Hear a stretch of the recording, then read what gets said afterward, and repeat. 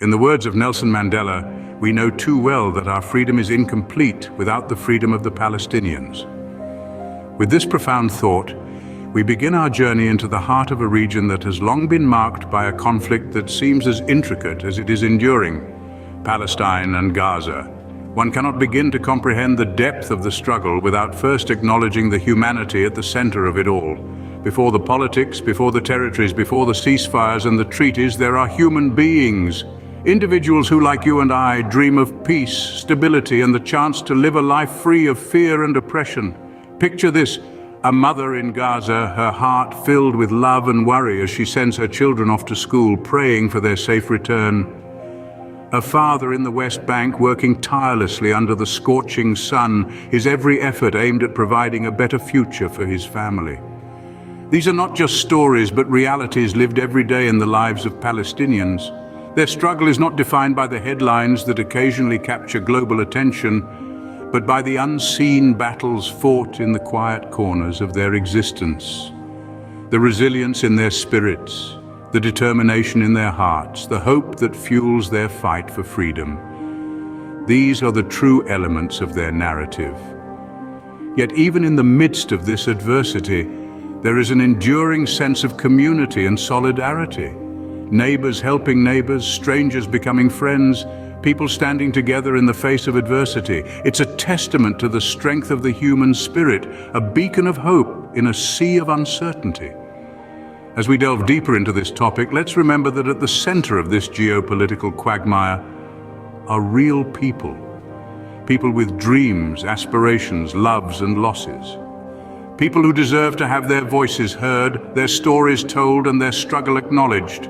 In the heart of this conflict, there are real people with real lives who wake up each day to an uncertain reality.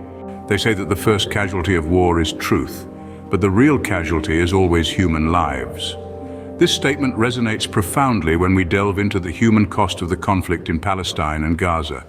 Each casualty is a story untold, a dream unfulfilled, a life cut short. Imagine waking up one day to find that your loved ones have vanished, swept away by the tide of conflict.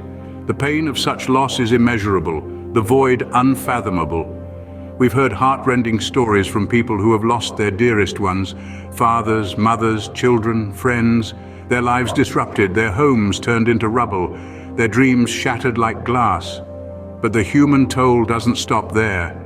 It extends to the very essence of everyday life. The infrastructure that forms the backbone of a functioning society, like hospitals and schools, has been severely impacted. Hospitals, where life is fought for and often won, have been reduced to ruins, their capacity to heal and nurture life crippled. Schools, where the young minds are shaped, are not spared either. They bear the scars of the conflict, their walls whispering tales of a turbulent past instead of a promising future. And then there's the struggle for basic necessities. Food and water, things we often take for granted, have become a luxury for many. The simple act of quenching thirst or satiating hunger has turned into an everyday battle. The fight for survival has overshadowed the pursuit of dreams.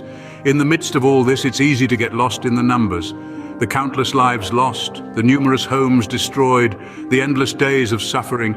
But behind each number is a face, a name, a story. It is not a tale of statistics, but of human lives, of dreams shattered and hopes extinguished, of futures uncertain and pasts that can't be forgotten.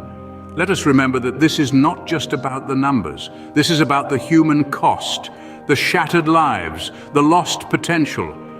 It is not just a matter of numbers and statistics, but of shattered lives and lost potential. The world watches, and yet the question remains: why isn't more being done? Let's delve into the international response to the Palestine and Gaza conflict, or perhaps more aptly, the lack thereof. The world stage is a complex one, with intricate dances of diplomacy and power plays. Within this labyrinth, the plight of Palestine and Gaza can sometimes be lost amidst the noise. International law, a beacon of justice and fairness, is often seen as a potential solution to conflicts. Yet, when it comes to Palestine and Gaza, the effectiveness of international law is questioned. Despite numerous resolutions and proclamations, enforcement remains a significant challenge. The power dynamics of the world stage often render these laws mere words on paper, with their implementation left wanting. The United Nations, a symbol of global unity and cooperation, has been actively involved in trying to mediate the conflict. Nonetheless, the disparity between the perceived and actual support for Palestine and Gaza is stark. While numerous resolutions have been passed condemning the oppression, the lack of enforcement mechanisms leaves these resolutions without teeth. The media, the so-called fourth pillar of democracy, has a crucial role in shaping public opinion, yet the narrative surrounding the Palestine and Gaza conflict is often skewed.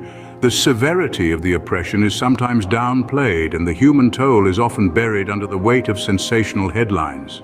In this globalized world, the voice of the international community carries weight. However, the echo chamber of world politics often drowns out the cries for justice. The disparity between words of solidarity and tangible action is glaring.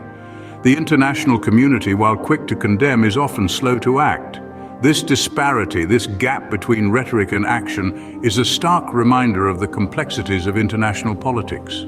The people of Palestine and Gaza are trapped in a quagmire of political maneuvering and power plays. Their voices often muted, their plight often overlooked. As the world watches, the people of Palestine and Gaza continue to endure. In the words of Desmond Tutu, "If you are neutral in situations of injustice, you have chosen the side of the oppressor." As we dive deeper into the complexities of the Palestine and Gaza situation, it's essential to carry these words with us. The information we've explored paints a stark picture of a struggle that, while invisible to many, is all too real for those living it every day. What does this mean for us? It's time to consider our own roles in this narrative. Can we contribute to the conversation, shedding light on the unseen? Can we advocate for policy changes that might bring about a more just world? Can we support humanitarian aid efforts that alleviate the immediate suffering? The struggle may be unseen, but it is not unheard. The question is, are we listening?